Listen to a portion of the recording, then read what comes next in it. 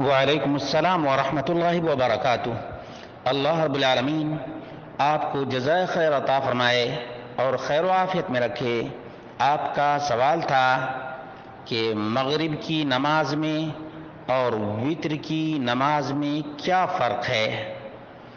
اور حدیث کی کس کتاب کے اندر کہا گیا ہے کہ وتر کی نماز مغرب کی طرح سے نہیں پڑھنا چاہیے، اور حدیث نمبر کیا ہے۔ اس سلسلے میں یاد رکھیے کہ وتر پڑھنے کا طریقہ نبی کریم صلی اللہ علیہ وسلم نے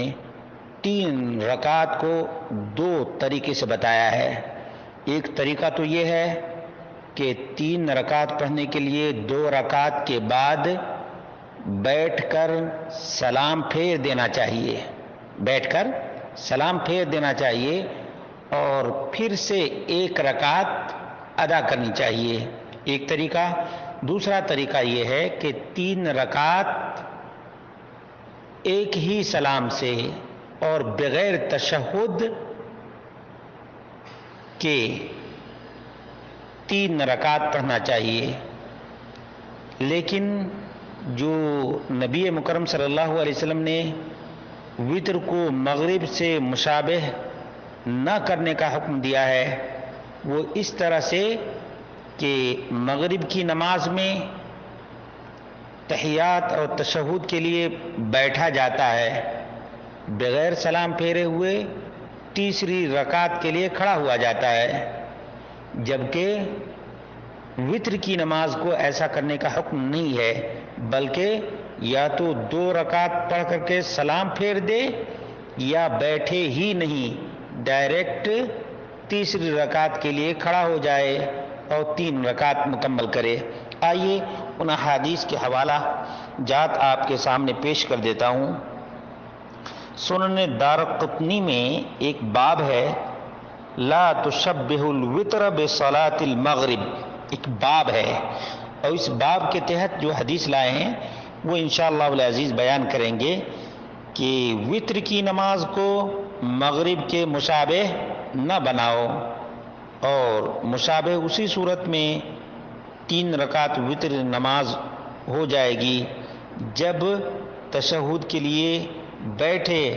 اور بغیر سلام پھیرے ہوئے تشہد تحیات پڑھ کر کے تیسری رکعت کے لیے کھڑا ہو جائے۔ اس کی ممانعت ہے، اس کی ممانعت ہے، چنانچہ صحیح ابن حبان میں حدیث نمبر 2429 ہے، 2429، عن ابی ہریرہ رضی اللہ عنہ عن رسول اللہ صلی اللہ علیہ وسلم انہ قال لا توتروا بثلاث اوتروا بخمس او بسبع ولا تشبهوا بصلاة المغرب، مغرب کی نماز کی طرح وتر کی نماز نہ پڑھو، نماز نہ پڑھو، وتر کی نماز مغرب کی نماز کے مشابہ نہ پڑھو۔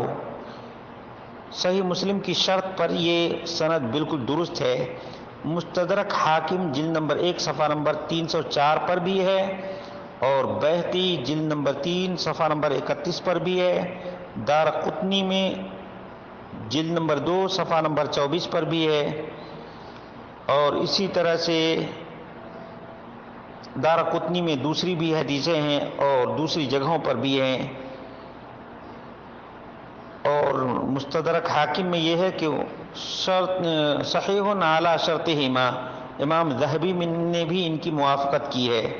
اسی طرح سے دارقطنی میں بھی کئی دوسرے روات سے مروی ہے،